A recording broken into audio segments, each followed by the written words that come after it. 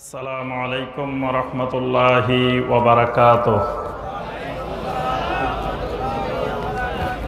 আমার সম্মানিত ভাই ও বোনেরা, আমার আলোচনার বিষয় হলো সুদ, ঘুষ, দুর্নীতি, এর ভয়াবহতা এবং এর প্রতিরোধে আমাদের করণীয়।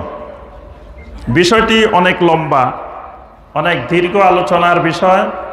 তা আমরা আলোচনা দীর্ঘায়িত করব না, সংক্ষেপে আমরা তিনটি বিষয়ের উপরে, প্রথমে সুদ, ঘুষ এবং দুর্নীতি, এই বিষয়গুলোর উপরে কোরআন এবং সুন্নাহ যে নির্দেশনা আমাদেরকে প্রদান করেছে সে বিষয়ে একটু আলোকপাত করব।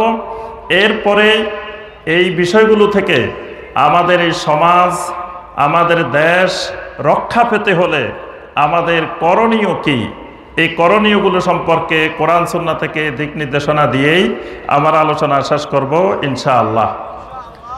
তিনটি বিষয় আজকের সমাজের বহুল আলোচিত এবং সমাজের বহুল প্রচলিত তিনটা বিষয়। একটা বিষয় হলো সুদ, একটি হলো ঘুষ, একটি হলো দুর্নীতি। আজকে সুদ নামক যে জিনিসটি, এটি এমন কোনো ঘর, এমন কোনো বাড়ি, এমন কোনো পরিবার খুঁজে পাওয়া যাবে না যেই ঘরে, যেই বাড়িতে, যেই পরিবারে সুদের সাথে সংশ্লিষ্টতা নেই। আজকে সুদের নামে সুদ নেই, সুদ আজকে বিভিন্ন নামে নাম ধারণ করেছে। অর্থাৎ সুদ নাই, সুদের অনেকগুলো নাম আছে। কি কি নাম আছে? ইন্টারেস্ট, তারপরে মুনাফা, তারপরে লাভ, তারপরে বিভিন্ন নাম, এবং সুদের পদ্ধতিরও বিভিন্ন রকমের পদ্ধতি।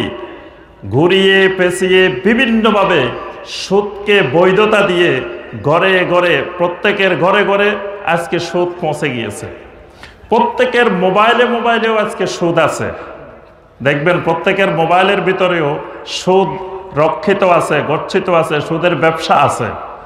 এইভাবে এমনভাবে সুদকে আমাদের ঘরে ঘরে, রন্ধ্রে রন্ধ্রে প্রবেশ করানো হয়েছে। সুদকে অনেকে এখন হারাম মানতেও নারাজ, অনেকে সুদকে বৈধ মনে করে। কেউ কেউ মনে করে যে আমি তো জোর করে সুদ নিচ্ছি না, সুতরাং এটা তো মানুষ আমাকে সন্তুষ্ট হয়ে, খুশি হয়ে, তার উপকার হচ্ছে, এই জন্য সে আমাকে সুদ দিচ্ছে, এটাতে অসুবিধা কি? কেউ কেউ মনে করে এই যুক্তি দাঁড় করা যে নবী সাল্লাল্লাহু আলাইহি সাল্লামের যুগের সুদ আর বর্তমান যুগের যে সুদের সিস্টেম, দুইটা এক না, সুতরাং এইটা খাইলে অসুবিধা নেই। আবার ঘুষকে বিভিন্ন নামে বৈধতা দেওয়া হচ্ছে।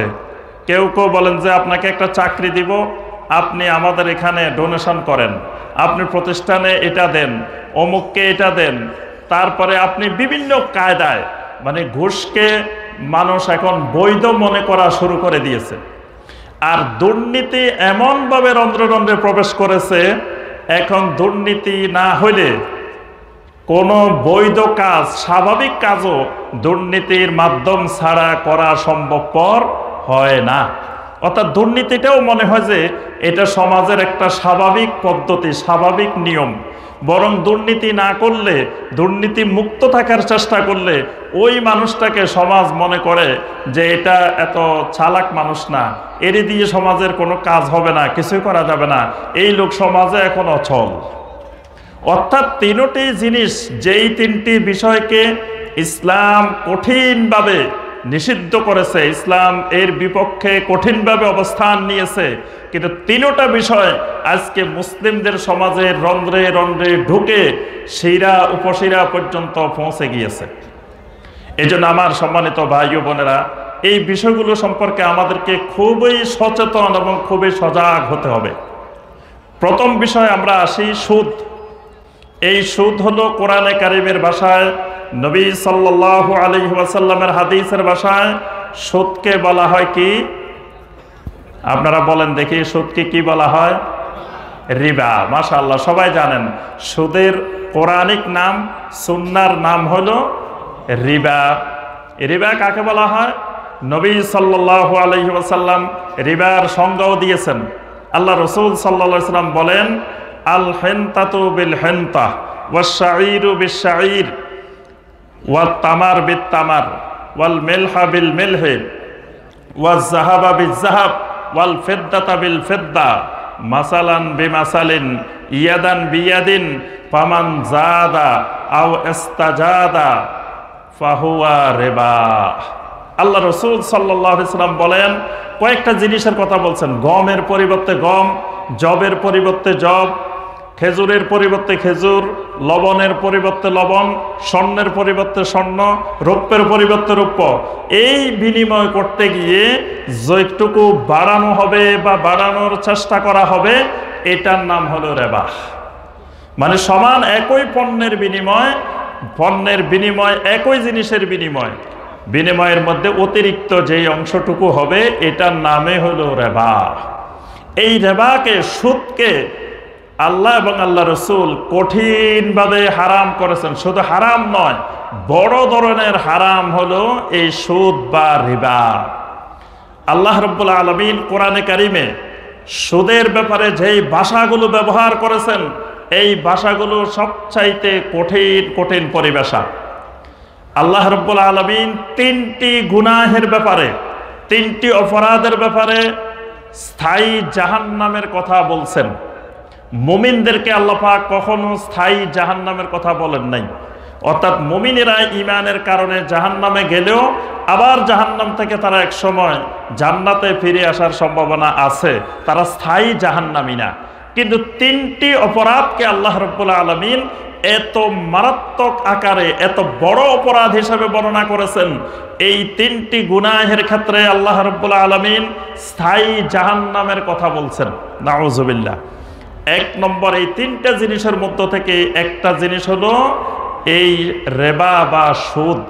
এই সুদের অপরাধ এত বেশি, আল্লাহ রাব্বুল আলামিন কোরআনের আয়াত নাজিলের পরে, আল্লাহর দ্বীন স্পষ্ট হয়ে যাওয়ার পরেও যারা সুদ খাবে বা সুদ দিবে বা সুদের সাথে সম্পর্ক রাখবে, এদেরকে আল্লাহ রাব্বুল আলামিন স্থায়ী জাহান্নামের হুমকি দিয়েছেন। আল্লাহ পাক কোরআনে কারিমের মধ্যে বলছেন, ফামান জাআহু মাউইযাতুম মির রাব্বিহি ফান্তাহা ফালাহু মা সালাফ ওয়া আমরুহু ইলাল্লাহ ওয়া মান আদা ফাউলাইকা আসহাবুন নারি হুম ফিহা খালিদুন। আল্লাহ রাব্বুল আলামিন বলেন, ফামান জাআহু মাউইযাতুম মির রাব্বিহি, সুদের ব্যাপারে তার রবের পক্ষ থেকে নির্দেশনা এসে যাওয়ার পরে, এরপরে যে ব্যক্তি এর থেকে বিরত হবে, ফান্তাহা, যে ব্যক্তি সুদ ছেড়ে দিবে, সুদ থেকে বিরত থাকবে, ফালাহু মা সালাফা, তার অতীতে যা কিছু হয়ে গেছে সেটা তো হয়ে গেছে, ওয়া আমরুহু ইলাল্লাহ, তার বিষয়টা আল্লাহ রাব্বুল আলামিনের হাতে ন্যস্ত থাকবে। আল্লাহু আকবার। অন্যান্য গুনার ব্যাপারে আল্লাহ পাক বলেন যে তওবা করলে ফিরে আসতে আল্লাহ পাক মাফ করে দিবেন, কিন্তু সুদের ব্যাপারে আল্লাহ রাব্বুল আলামিন মাফ করে দিবেন বলেন নাই। বলছেন যে এটা ওয়া আমরুহু ইলাল্লাহ, এটি আল্লাহ রাব্বুল আলামিনের কাছে ন্যস্ত থাকবে। আল্লাহ পাক তার পরবর্তী অবস্থা দেখবেন, দেখে আল্লাহ মাফও করতে পারেন, মাফ নাও করতে পারেন। এজন্য আল্লাহ পাক ক্ষমা করে দিবেন এই কথা বলেন নাই, বলছেন ওয়া আমরুহু ইলাল্লাহ, অর্থাৎ তার এই তাওবার ফাইল আমি আল্লাহর কাছে সংরক্ষিত থাকবে।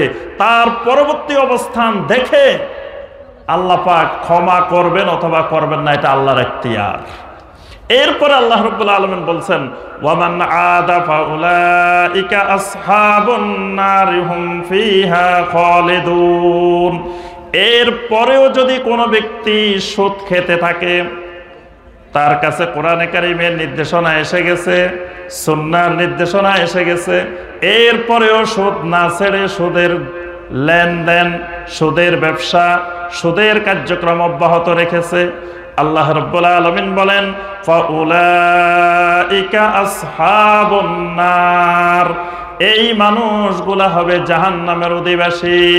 হুম ফিহা খালিদুন, খালি অধিবাসী না, এরা জাহান্নামের ভিতরে স্থায়ীভাবে থাকবে। নাউযুবিল্লাহ। এখানে স্থায়ী জাহান্নামের হুমকি দেওয়া হয়েছে। আল্লাহ পাক এটার গভীরতা, এটার অপরাধের মাত্রা এত বেশি যে আল্লাহ রাব্বুল আলামিন স্থায়ী জাহান্নামের হুমকি দিয়েছেন। আরো দুইটা গুনাহের ব্যাপারে আল্লাহ পাক স্থায়ী জাহান্নামের কথা বলছেন। আরেকটা গুনাহ হলো কোন মুমিনকে হত্যা করা হলে, ওয়ামাই ইয়াকতুল মুমিনাম মুতাআম্মিদান ফাজাযাউহু জাহান্নাম খালিদান ফিহা, কোন মুমিনকে কেউ যদি ইচ্ছাকৃতভাবে হত্যা করে, এই হত্যাকারীর জন্য স্থায়ী জাহান্নাম।